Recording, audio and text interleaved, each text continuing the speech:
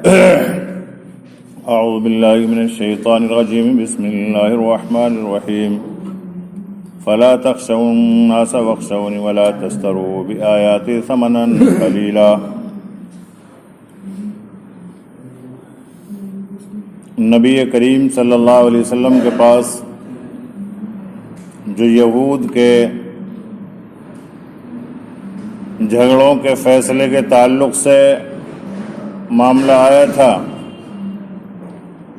آپ صلی اللہ علیہ وسلم نے اس میں بے باکی سے قرآن کے مطابق فیصلہ فرمایا۔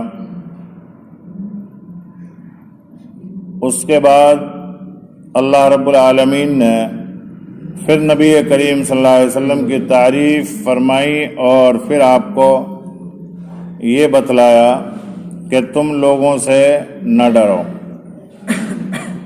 کس بات سے نہ ڈرو کہ وہ تمہارا اتباع چھوڑ دیں گے یا مخالف ہو جائیں گے۔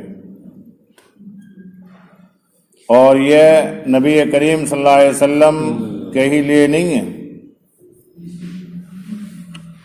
اللہ کے رسول صلی اللہ علیہ وسلم تو اللہ کے علاوہ کسی سے ڈرتے ہی نہیں تھے،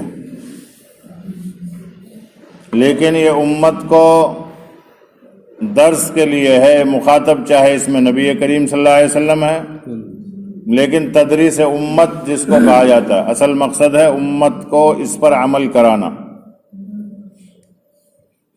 اللہ کے حکموں پر عمل کرنے سے کوئی کسی سے مت ڈرے کہ لوگ کیا کہیں گے، لوگ میرا ساتھ چھوڑ دیں گے، اگر میں حق پر چلا تو کنبے والے پیچھے ہٹ جائیں گے، بھائی پیچھے ہٹ جائیں گے، کوئی بھی ہٹ جائے۔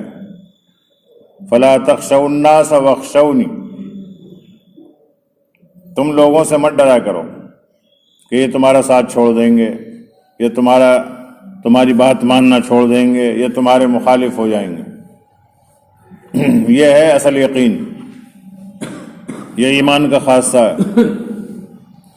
اور آگے فرمایا، اور یہ ہوتا کیوں ہے ڈر؟ ڈر یوں ہوتا ہے اگر میں نے حق بات کہی تو میرے سماج والے ناراض ہو جائیں گے، پھر مجھے نقصان ہوگا، کبھی مالی نقصان ہوتا ہے، کبھی جانی ہوتا ہے، کبھی جذباتی ہوتا ہے، کبھی اور بہت سے نقصانات ہیں وہ ہوتے ہیں۔ تو اللہ نے صاف فرما دیا وَلَا تَشْتَرُوا بِآيَاتِي ثَمَنًا قَلِيلًا، اور تم دنیا کی متاع قلیل لے کر ان کے لیے احکام الہی میں گڑبڑ نہ کرو۔ اس میں اہل علم کے لیے بتلا دیا۔ اور جو اہل علم کی یہود کے یہ عموماً عادت تھی، وہ کچھ لے دے کر مسائل میں تبدیلی بھی کر لیا کرتے تھے۔ اس میں دین اور دنیا دونوں کی بربادی ہے، کیونکہ وَمَن لَّمْ يَحْكُم بِمَا أَنزَلَ اللَّهُ فَأُولَٰئِكَ هُمُ الْكَافِرُونَ، جو لوگ اللہ کے نازل کیے ہوئے احکام کو واجب نہیں سمجھتے، ان پر فیصلہ نہیں دیتے بلکہ ان کے خلاف فیصلہ کرتے ہیں، وہ کافر اور منکر ہیں، جن کی سزا دائمی عذاب جہنم ہے۔ اس لیے اللہ کے احکامات میں نہ تحریفات جائز ہے کہ اسے بدل دے آدمی، نہ کمی جائز ہے، نہ بیشی جائز ہے، تینوں چیزیں منع ہیں اس میں۔ اس کے بعد دوسری آیت میں احکام قصاص اور اس حوالے سے بیان کیے گئے کہ ہم نے یہ احکام تورات میں نازل کیے ہیں۔ وَكَتَبْنَا عَلَيْهِمْ فِيهَا أَنَّ النَّفْسَ بِالنَّفْسِ وَالْعَيْنَ بِالْعَيْنِ وَالْأَنْفَ بِالْأَنْفِ وَالْأُذْنَ بِالْأُذْنِ وَالسِّنَّ بِالسِّنِّ وَالْجُرُوحَ قِصَاص، یعنی ہم نے یہود کے لیے تورات میں یہ حکم قصاص نازل کر دیا تھا کہ جان کے بدلے جان ہے، کوئی کسی کو قتل کر دے تو اس کے بدلے قتل، آنکھ پھوڑ دے تو آنکھ کے بدلے آنکھ، کوئی کسی کی ناک کاٹ دے تو ناک کے بدلے ناک، اور کان کے بدلے کان، اور دانت کے بدلے دانت، اور خاص زخموں کا بدلہ۔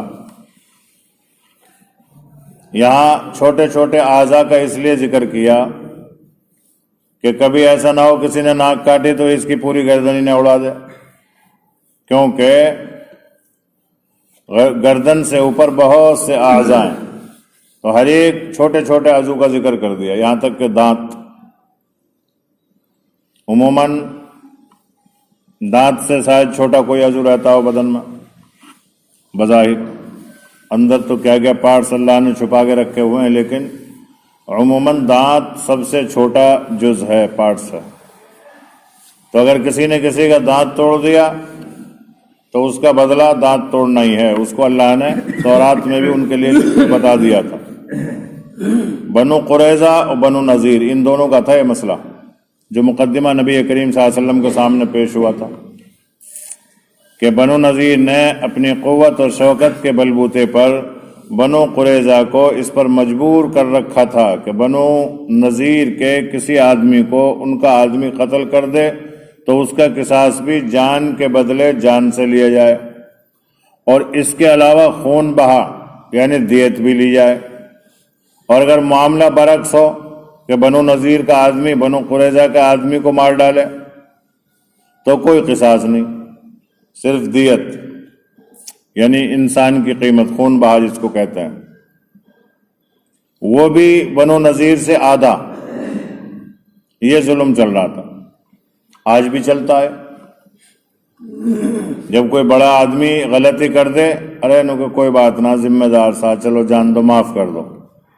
और जब कोई गरीब कर दे, नो अच्छा इसकी ये हिम्मत, इस पर दंड भी करो, इसे बंद भी कराओ, पहले मारो पीटो, इसे जलील करो और फिर इस पर दंड भी कर दो।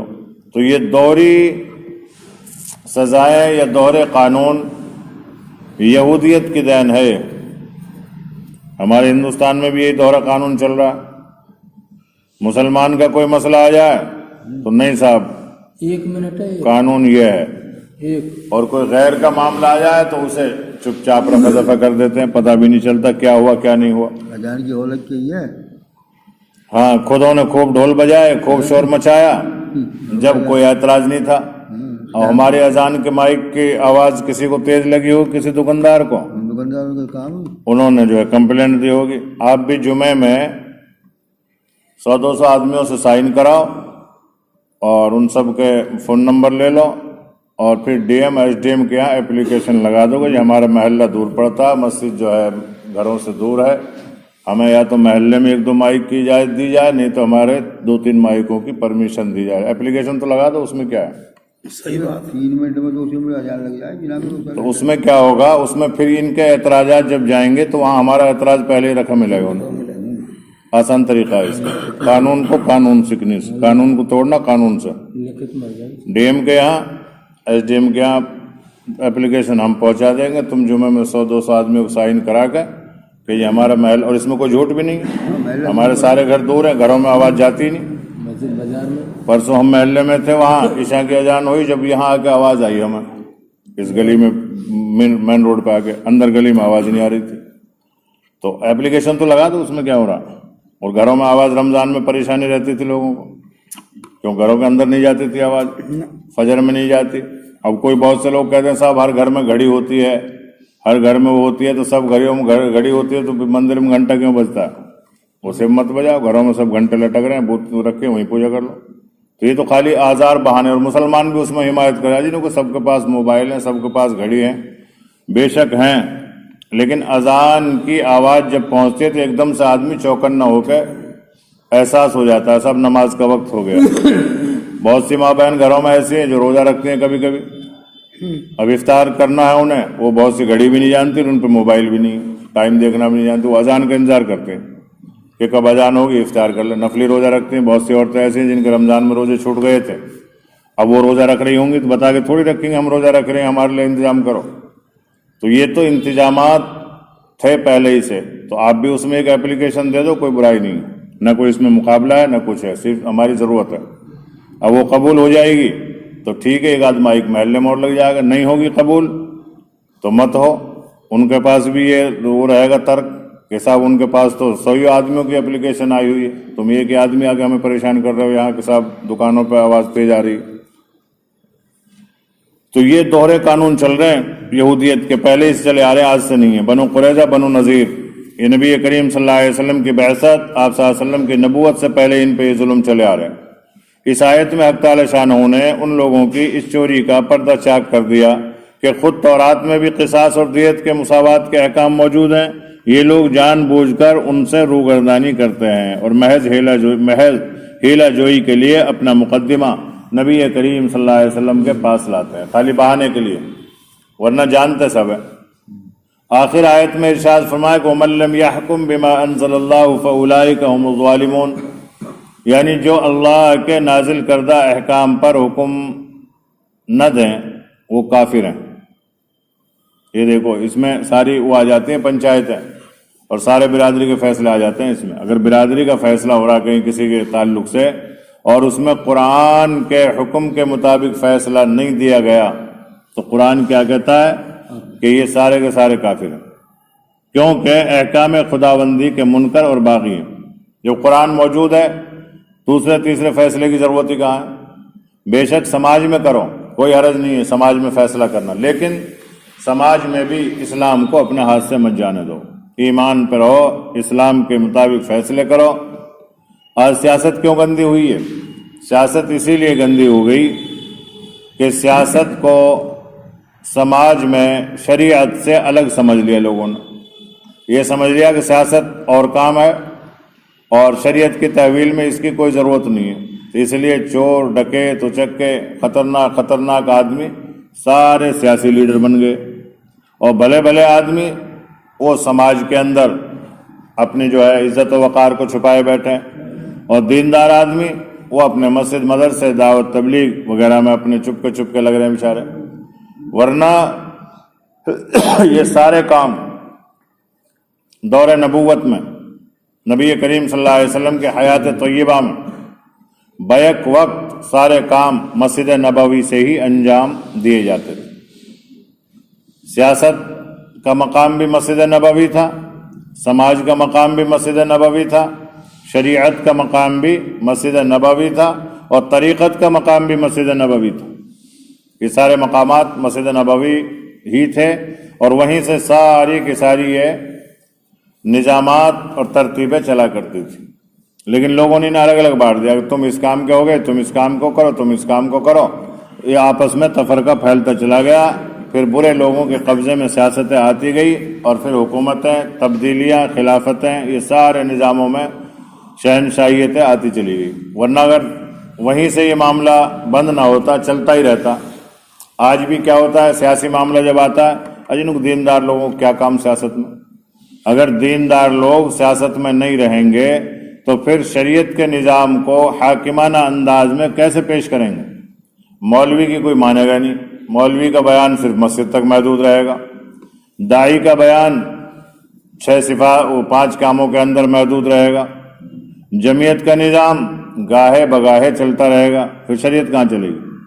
نبی کریم صلی اللہ علیہ وسلم کے پاس جب یہاں پر یہ فیصلہ لائے ہیں، مسجد نبوی میں لے کر آئے آپ کے پاس یہ فیصلہ، کوئی آپ نے وہاں کوئی الگ عدالت تھوڑی بنائی، الگ حکومت تھوڑی چل رہی تھی آپ کی۔ بہت سے لوگ یوں کہتے ہیں صاحب اپنی اسلامی حکومت بناؤ، جیسے پہلے کہا گیا بعض ملکوں میں جب ہماری الگ حکومت ہو جائے گی جب ہم اسلامی نظام چلائیں گے، جیسے پاکستان کا ہوا، بنگلہ دیش کا ہوا کہ صاحب ہم اسلامی حکومت چلائیں گے۔ آج تک اسلامی حکومت نہیں بن سکی۔ ویسے یوں کہ ہم تو نظام مدینہ چاہتے ہیں، نظام مدینہ چاہتے ہیں، چہرے پہ داڑھی نہیں ہے، نظام مدینہ چاہتے ہیں، قرآن آتا نہیں ہے۔ اب نظام مدینہ ایسے تھوڑی آئے گا، نظام مدینہ تو آقا نامدار سرکار مدنی محمد الرسول اللہ صلی اللہ علیہ وسلم کی سیرت اور آپ کی سنت پر آئے گا کہ آپ نے مدینے میں کیسے نظام چلایا، کون سا چلایا۔ وہ یہ نظام چلایا وَمَن لَّمْ يَحْكُم بِمَا أَنزَلَ اللَّهُ فَأُولَٰئِكَ هُمُ الظَّالِمُونَ، اللہ نے خود فرما دیا، یعنی جو اللہ کے نازل کردہ احکام پر حکم نہ دے وہ کافر ہے۔ فیصلہ جو ہوگا وہ اللہ کے نظام پر ہوگا، کیونکہ احکام خداوندی کے منکر اور باغی ہیں وہ لوگ جو قرآن کے فیصلے کو نہیں مانتے۔ ہم میں بھی بہت سے لوگ ایسے آج شریعت کے مسئلے پہ نہیں آئیں گے، فتویٰ نہیں لیں گے، عدالت میں پہنچ جائیں گے۔ تیسری آیت میں اول حضرت عیسیٰ علیہ السلام کی بعثت کا ذکر ہے کہ وہ پچھلی کتاب یعنی توریت کی تصدیق کرنے کے لیے بھیجے گئے تھے۔ پھر انجیل کا ذکر ہے، وہ بھی توریت کی طرح ہدایت اور نور ہے۔ اور چوتھی آیت میں ارشاد فرمایا کہ اہل انجیل کو چاہیے کہ جو قانون اللہ تبارک و تعالیٰ نے انجیل میں نازل فرمایا اس کے مطابق احکام نافذ کریں۔ جو لوگ اللہ کے نازل کردہ احکام کے خلاف حکم جاری کریں وہ نافرمان اور سرکش ہیں۔ قرآن جو ہے خالی اپنی حفاظت نہیں کرتا، قرآن تورات کی بھی حفاظت کرتا ہے، زبور کی بھی حفاظت کرتا ہے، انجیل کی بھی حفاظت کرتا ہے۔ تورات جو ہے یہ قرآن پاک تمام کتابوں کا محافظ ہے۔ 5ویں اور 6ٹھی آیت میں نبی کریم صلی اللہ علیہ وسلم کو یہ خطاب ہے کہ ہم نے آپ صلی اللہ علیہ وسلم پر قرآن نازل کیا جو اپنے سے پہلی کتابوں تورات اور انجیل کی تصدیق بھی کرتا ہے اور ان کا محافظ بھی ہے۔ اور اسی آیت سے یہ بھی پتہ چلتا ہے کہ اب قرآن کے بعد کوئی کتاب آنے والی بھی نہیں ہے۔ کیوں پتہ چلا؟ اس لیے پتہ چلا کہ قرآن پاک نے بتلا دیا بما انزل اللہ من قبلک، اے محمد اس پر بھی ایمان لاؤ جو آپ سے پہلے نازل کی گئی۔ یوں نہیں فرمایا کہ بما ينزل من بعدک، کہ اس پر بھی ایمان لاؤ جو تمہارے بعد نازل کی جائے گی، کیونکہ نازل کی جانی نہیں ہے بعد میں، تو اس لیے بعد کا تذکرہ ہی نہیں ہے۔ تو اس سے یہ صاف ظاہر ہوتا ہے کہ قرآن پاک بھی آخری کتاب ہے اور محمد الرسول اللہ صلی اللہ علیہ وسلم بھی آخری نبی ہے۔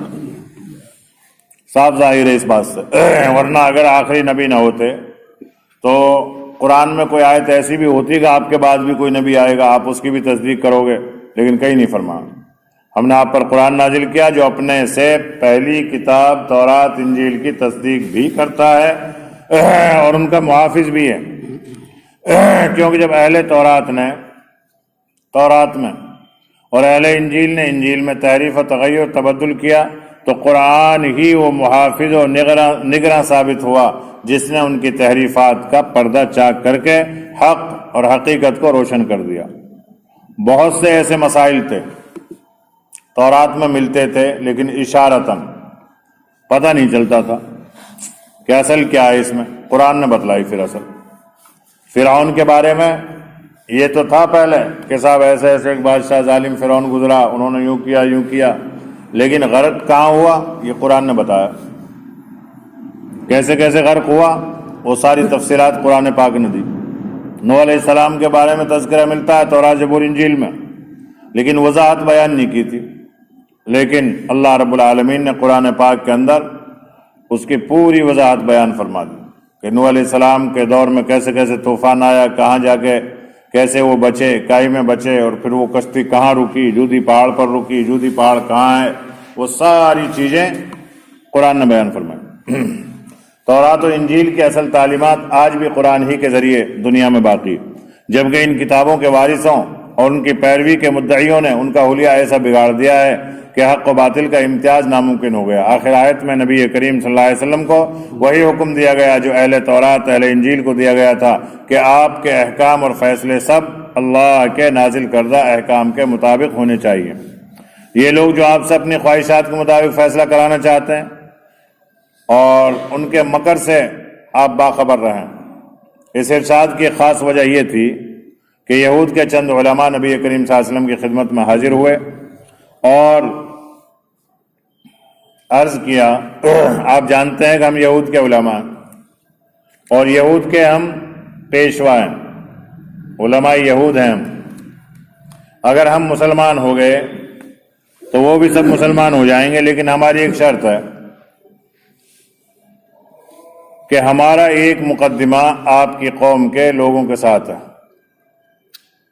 ہم یہ مقدمہ آپ کے پاس لائیں گے، آپ صلی اللہ علیہ وسلم اس میں فیصلہ ہمارے موافق فرما دیں تو ہم مسلمان ہو جائیں گے۔ یہ لالچ تو حق تعالیٰ شانہ نے اس پر اللہ کے رسول صلی اللہ علیہ وسلم کو متنبہ فرمایا کہ آپ ان لوگوں کے مسلمان ہو جانے کے پیش نظر عدل و انصاف اور اللہ کے نازل کردہ قانون کے خلاف فیصلہ ہرگز نہ دیں۔ اس میں وہ داعی بھی سن لیں جو بعض وقت قرآن حدیث کے خلاف جاتے ہیں، لوگ اس کام سے نفع زیادہ ہو رہا ہے، یہ ظلم ہے قرآن کے ساتھ۔ نفع اور نقصان کو اللہ اور اس کا رسول زیادہ جانتا ہے، دین کے نفع نقصان کو، کیونکہ اللہ نے دین بنایا اور نبی نے اس پہ چل کر دکھایا۔ اب کسی گاڑی کو کوئی بنانے والا زیادہ جانے گا، دیکھنے والا جانے گا؟ چلانے والا زیادہ جانے گا یا خالی بیٹھنے والا جانے گا؟ چلانے والا۔ تو دین کی گاڑی کا بنانے والا اللہ اور چلانے والا محمد رسول اللہ صلی اللہ علیہ وسلم، اور اب ہم بن جائیں نئے نئے دیندار کہ نہیں صاحب اس سے زیادہ نفع ہے، اس سے زیادہ فائدہ، اس سے لوگ زیادہ جڑ جاتے ہیں، یا یوں کرنے سے دین زیادہ پھیلے گا، یہ سب جہالت ہے۔ ایسے ہی لوگوں کے بارے میں یہ آیت ہے وَمَن لَّمْ يَحْكُم بِمَا أَنزَلَ اللَّهُ فَأُولَٰئِكَ هُمُ الظَّالِمُونَ۔ ہم نے خود اپنی طرف سے فیصلہ کر رہے ہیں، نہیں صاحب ایسے جوڑ لو، یوں جڑیں گے یوں دین کا نفع ہوگا۔ اگر قرآن کے خلاف کوئی بھی کام ہے، اگر وہ نماز بھی ہے نا، نماز بھی وہ بھی حرام ہے، قرآن کے خلاف، نبی کے طریقے کے خلاف۔ ورنہ یہود تو یوں بھی کہا کرتے تھے کہ محمد صلی اللہ علیہ وسلم کچھ دن آپ بیت المقدس کی طرف کر کے پڑھ لیا کرو نماز، کچھ دن ادھر پڑھ لیا کرو، ہم سب ساتھ ہو جائیں گے تمہارے۔ یہ بھی ایک بار درخواست کی تھی مدینے کی یہودیوں نے، کیونکہ پہلے بیت المقدس کی طرف ہی منہ کر کے نماز پڑھی جاتی تھی، پھر نبی کریم صلی اللہ علیہ وسلم کی چاہت تھی خانہ کعبہ کی طرف، پہلے خانہ کعبہ کی طرف تھی، پھر بیت المقدس کی طرف ہو گئی تھی قبلہ، پھر دوبارہ خانہ کعبہ کی طرف ہو گیا تھا۔ اب یہودیوں نے کہا کہ پہلے تو آپ ادھر ہمارے ساتھ ساتھ تھے، ہم بھی ادھر اسی کو مانتے قبلہ، اور تم کیونکہ وہ ہیکل سلیمانی مانتے ہیں اس کو، اور اب آپ نے جو ہے بالکل ہی پھر گئے، اگر آپ ادھر ہی ہوتے رہے، کچھ دن ادھر کر لیں کچھ دن ادھر کر لیں تو ہم آپ کے ساتھ رہیں گے۔ اللہ کے رسول صاف منع فرما دے، نہیں، جو اللہ کا حکم ہو گیا وہ رہے گا۔ تو ایسے ہی ہم لوگ بھی بعض وقت بعض کام کو کرتے ہیں کہ اس سے دین کا بہت بڑا نفع ہے، تو دین کا نفع ہم کیا جانیں؟ دین کا نفع تو وہ جانتا ہے زیادہ جس نے دین کو بنایا، جس نے دین کو چلایا، اس نے تو وہ نفع نہیں دیکھا، ہمیں دیکھ رہا ہے۔ یعنی کتنی بڑی جہالت ہے، اپنے آپ کو کتنا نبی سے آگے بڑھا دیتے ہیں بات چیت، افراط اور تفریط ہے یہ شریعت میں نہ کوئی چیز آگے بڑھے نہ پیچھے ہٹے، اور اپنی عقل کا دخل تو ہے ہی نہیں۔ جس شخص نے اپنی رائے داخل کی اس کے لیے پھر ٹھکانہ بڑا خطرناک، عذاب عظیم فرما اللہ نے، فَأُولَٰئِكَ هُمُ الظَّالِمُونَ، ایسا آدمی ظالم ہے۔ اب انہوں نے لالچ دیا نبی کریم صلی اللہ علیہ وسلم کو، سارے علماء نے، یہود کو، کہ ہم سب مسلمان ہو جائیں، تو اللہ کے رسول صلی اللہ علیہ وسلم کو اللہ تبارک و تعالیٰ نے متنبع فرما دیا اپنے رسول کو۔ یہ تھا وہ علم عطائی جس پہ لوگ جھگڑتے ہیں بعض لوگ کہ آپ صلی اللہ علیہ وسلم کو علم غیب تھا، اور بعض کہتے ہیں کہ علم غیب نہیں تھا، بعض کہتے ہیں کہ علم غیب تو تھا لیکن وہ ذاتی نہیں تھا، عطائی تھا۔ ارے عطائی تھا یا ذاتی تھا، تم سے قبر میں اس بارے میں پوچھنی ہوگی۔ یہ خواہ کہ وہ اختلافات ہیں جن میں الجھ کر امت آج بہت دور جا پہنچی دین سے، ظاہر جیسے باتوں میں الجھ رہے ہیں، کوئی زور سے آمین کہنے میں الجھ رہا، کوئی کھڑے ہو کے سلام پڑھنے میں الجھ رہا، کوئی نہ پڑھنے میں الجھ رہا، اور کوئی تو بہت سے جو ہے دور دور سے ہی نکل جائیں، دعا سلام بھی نہیں کرتے اس معاملے میں۔ تو یہ ساری جہالت کی چیزیں ہیں، ان سے بچنا چاہیے آدمی کو جہاں تک بچا جائے۔ قبر میں اس چیز کی پوچھنی ہوگی، قبر میں تو صرف یہ پوچھ ہوگی کہ کس دین پر زندگی گزاری، کس نبی کی اتباع میں گزاری، اور کس کو تم نے رب مانا۔ یہ تین اہم سوالات، اور پھر اور باقی سوالات زندگی کارگزاریاں ہیں۔ تو یہاں پر اللہ رب العالمین نے اپنے حبیب کو متنبع فرما دیا کہ ان لوگوں کے مسلمان ہو جانے کے پیش نظر عدل و انصاف اور اللہ کے نازل کردہ قانون کے خلاف فیصلہ ہرگز نہ دیں، اس کی پرواہ نہ کریں کہ یہ مسلمان ہوں گے یا نہیں ہوں گے۔ بہت سے ساتھی ہمارے کیا کرتے ہیں، اپنی مسجد کی تعلیم کو چھوڑ دیتے ہیں، وہاں کا تقاضا ہے۔ وہاں صاحب فرما رہے تھے ایک دن کہ یہ دین نہیں ہے، نفسانیت ہے، کہ صاحب وہاں کا تقاضا، اپنی مسجد کی تعلیم، مسجد کا مشورہ اور مسجد کے امور کو چھوڑ کر دوسری جگہ بھاگ رہے ہیں، صاحب وہاں نفع ہوگا زیادہ۔ یہ اصول تبلیغ نہیں ہے، یہ نفسانیت ہے آدمی کی۔ اپنی تعلیم میں شرکت نہیں ہے، دوسرا تقاضا ہو رہا صاحب۔ پہلے اپنے کام تو، اب کوئی آدمی کہے صاحب فجر کی نماز آج میں اس لیے نہیں پڑھ رہا، وہاں جا کے مجھے گشت کرنا ہے، پہلے فرض کو ادا کر لو اپنا، جو اپنی مسجد کے امور ہے پہلے ان کو پورا کر لو، اب اس کے بعد میں پھر خوب کرو ترتیب۔ پھر لیکن ہوتا کیا ہے، سلام پھرا دعا بھی نہ مانگ، کہا تقاضے بجا رہے، تقاضے، یہ کوئی تقاضے نہیں، نفسانیت ہے، اس آیت کے منافی۔ شرائع انبیاء میں جزوی اختلاف اور اس کی حکمت، اس آیت میں دوسری ہدایت کے ساتھ ایک اہم اصول، سوال کا جواب بھی بیان فرمایا، وہ یہ کہ جب تمام انبیاء علیہ السلام اللہ تعالیٰ ہی کی طرف سے بھیجے ہوئے اور ان پر نازل ہونے والی کتابیں اور صحیفے، ان کی شریعتیں سب اللہ جل شانہ ہی کی طرف سے ہیں، تو پھر ان کتابوں اور شریعتوں میں اختلاف کیوں ہے؟ یہ بات ذہن میں آ سکتی ہے آدمی کی۔ اور آنے والی شریعت و کتاب پچھلی شریعت و کتاب کو منسوخ کیوں کرتی ہے؟ تو اس کا جواب ما حکمت خداوندی کے اس آیت میں بیان کیا گیا۔ لِكُلٍّ جَعَلْنَا مِنْكُمْ شِرْعَةً وَمِنْهَاجًا وَلَوْ شَاءَ اللَّهُ، یعنی ہم نے تم میں سے ہر طبقے کے لیے خاص شریعت، خاص طریق عمل بنایا، جس میں اصول مشترک اور متفق علیہ ہونے کے باوجود فروعی احکام میں کچھ اختلافات بمصلحت ہوتے ہیں، اور اگر اللہ تبارک و تعالی چاہتا تو اس کے لیے کچھ مشکل بھی نہیں تھا کہ تم سب کو ایک ہی امت، ایک ہی ملت بنا دیتا، سب کی ایک ہی کتاب، ایک ہی شریعت ہوتی، لیکن اللہ رب العالمین نے اس کو اس لیے پسند نہیں کیا کہ لوگوں کی آزمائش مقصود تھی کہ کون لوگ ہیں جو عبادت کے حقیقت سے واقف ہو کر ہر وقت گوش بر آواز رہتے ہیں، جو حکم ملے اس کی تعمیل کریں، جو نئی کتاب یا شریعت آوے اس کا اتباع کریں۔ پہلی شریعت و کتاب ان کو کتنی محبوب ہو اور آبائی مذہب ہو جانے کے سبب اس کا ترک کرنا ان پر کتنا ہی شاق ہو، مگر وہ ہر وقت گوش بر آواز اطاعت کے لیے تیار رہتے ہیں۔ اور کون ہیں جو اس حقیقت سے غافل ہو کر کسی خاص شریعت یا کتاب کو مقصد بنا بیٹھے اور اس کو ایک آبائی مذہب کی حیثیت لیے ہوئے ہیں، اس کے خلاف کسی حکم خداوندی پر کان نہیں دھرتے؟ یہ ہے اختلاف کی وجہ۔ اللہ نے مصلحت اس میں سمجھی امتحان میں۔ اختلاف شرائع میں یہ بھی بڑی حکمت ہے جس کے ذریعے ہر زمانے ہر طبقے کے لوگوں کو صحیح عبادت اور عبودیت کی حقیقت سے آگاہ کیا جاتا ہے۔ در حقیقت عبادت نام ہے بندگی اور اطاعت اور پیروی کا، جو نماز، روزہ، حج، زکوٰۃ یا ذکر و تلاوت میں منحصر نہیں۔ نئے چیزیں اپنی ذات میں مقاصد ہیں، بلکہ ان سب کا مقصد صرف ایک حکم الہی کی اطاعت ہے۔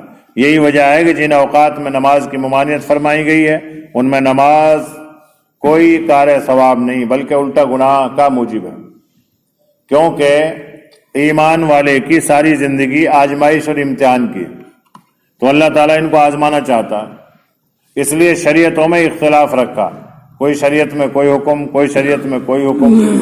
اگر ساری شریعتیں ایک جیسی ہوتی تو پھر بعض وقت ایسا بھی ہوتا کہ شریعتوں میں خاندانی رسم و رواج چل جاتے، جیسے آج کل چل رہا، بہت سی چیزوں میں چلتا ہے، گدی نشینی میں چلتا ہے خاندانی رسم و رواج، اہل تشیعوں میں چلتا ہے، ائمہ کی تقلید میں رسم و رواج، وہ اس رسم و رواج کو چھوڑتے ہی نہیں۔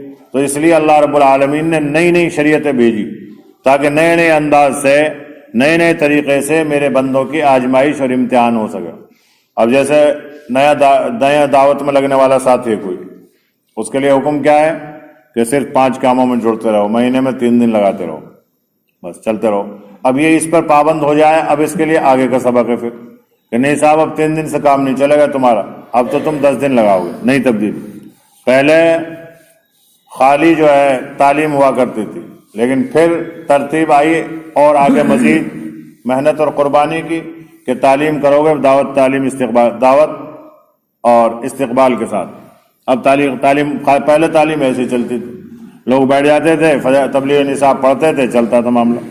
لیکن پھر آزمائش اور آگے قربانی کو بڑھانے کے لیے پھر بڑوں نے کیا کر دیا کہ اب اس میں استقبال بھی جوڑو اور دعوت بھی جوڑو۔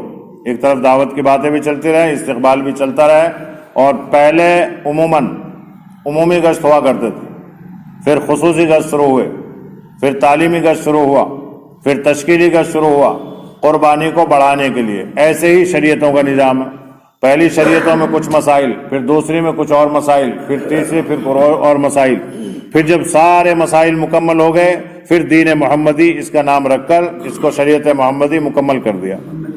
اب یہ نماز ہے، روزہ ہے، زکوٰۃ ہے، حج ہے، ذکر ہے، تلاوت ہے، مقصد صرف سب کا کیا ہے؟ اللہ کے حکموں کو ماننا۔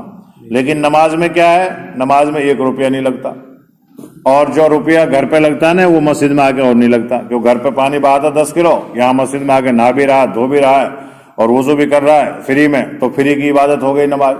اب آ گیا معاملہ روزے کا، روزے میں تھوڑی مشقت والی، قربانی والی عبادت ہو گئی کہ صاحب اس میں جو ہے نماز بھی پڑھنا پڑے گا اور بھوکا بھی رہنا پڑے گا۔ اب اس سے تھوڑا سا اور آگے بڑھے، اب تم مالدار ہو گئے، اب مالدار ہو گئے تو اب سال میں زکوٰۃ بھی ادا کرتے رہو، اب مالی قربانی بھی، اب پھر تھوڑا اور آگے قربانی کائی کی حج کی، اب اس میں یہ ساری قربانیوں کا مجموعہ ہے، نماز کا بھی، روزے کا بھی، زکوٰۃ کا بھی، سارے مجموعے حج میں آئیں گے۔ پھر کہ جو مشقتیں آپ نے نماز میں برداشت نہیں کی، اب حج کے سفر میں کرو، جو روزے میں بھی نہیں کی اتنی مشقتیں، اب حج کے سفر میں کرو، زکوٰۃ میں دیا تھا تم نے 2.5%، 40واں حصہ، اب اس زکوٰۃ میں جو ہے سفر کا پورا خرچہ لگاؤ، اس میں مال بھی گیا۔ اب تو یہ ساری چیزیں ایسے ہی، ذکر ہے، تلاوت ہے۔ ذکر میں کیا ہے؟ بہت آسان ہے، چلتے پھرتے، گھومتے بیٹھتے اٹھتے کبھی بھی کر لو۔ تلاوت کیا ہے؟ تلاوت کے لیے مستقل قربانی ہے پھر، کہ اگر حافظ ہیں آپ یا پڑھے لکھے ہیں یا قرآن کی کچھ آیات جانتے ہیں، ان کو چلتے پھرتے ہوئے آپ پڑھ سکتے ہیں، لیکن اصل اصول آداب میں کیا؟ پاک صاف ہو کے، وضو کر کے، قرآن پاک لے کے اب بیٹھ کر پڑھو۔ تو یہ ساری قربانیاں مقصد ہے اصل، یہی وجہ ہے کہ جن اوقات میں نماز کی ممانعت فرمائی گئی اس میں آپ نماز نہیں پڑھ سکتے۔ ایام عیدین وغیرہ ہیں جن میں روزہ رکھنا منع ہے، تو اس وقت روزہ رکھنا بھی گناہ ہے، یہ آزمائش کا مقصد ہے، ورنہ روزہ تو ثواب ہونا چاہیے، لیکن جو اللہ کا حکم ہے وہ ماننا پڑے گا۔ 9 ذی الحجہ کے علاوہ کسی دن کسی مہینے میں میدان عرفات میں جمع ہو کر دعا عبادت کرنا ثواب کا کام نہیں ہے، لیکن حج کے ایام میں وہاں جانا فرائض میں سے ہے۔ 9 ذی الحجہ میں سب سے بڑی عبادت ہی یہی ہے کہ وہاں آدمی جاوے اور وہاں جا کر دعا کرے، اللہ تبارک و تعالیٰ سے خوب مانگے۔ اسی طرح تمام دوسری عبادات کا حال بھی یہی ہے، جب تک ان کے کرنے کا حکم ہے تو وہ عبادت ہے، اور جب جس حد پر ان کو روک دیا جائے تو وہ بھی حرام اور ناجائز ہو جاتی، یعنی جہاں اس کی حد آ گئی۔ مثلا جمعہ ہے، جمعہ آج کا دن ہے، الحمدللہ جمعہ ہے، ہر نیکی 10 گنے بڑھا دی جاتی ہے۔ آپ تسبیح پڑھ رہے ہیں، ہر سبحان اللہ پر 10 سبحان اللہ کا ثواب مل رہا ہے۔ ادھر خطبہ شروع ہو گیا، اذان ہوئی خطبے کی، اب آپ کے لیے حکم یہ ہے کہ اب آپ تسبیح لپیٹ کے رکھ لو، اب ذکر بند کر دو، اب خطبہ سنو، اب آپ قرآن بھی تلاوت نہیں کر سکتے، اگر کریں گے تو گنہگار ہوں گے۔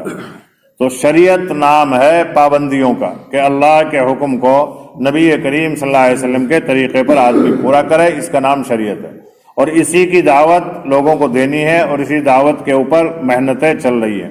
اللہ تبارک و تعالی ہم سب کو ہر لمحہ ہر ساتھ طریقہ نبوی صلی اللہ علیہ وسلم پر عمل کی توفیق عطا فرمائے۔ سبحان اللہ وبحمدہ، سبحانک اللہم وبحمدک، نشہد ان لا الہ الا انت، نستغفرک ونتوب الیک۔ سبحان ربک رب العزۃ عما یصفون، وسلام علی المرسلین، والحمد للہ۔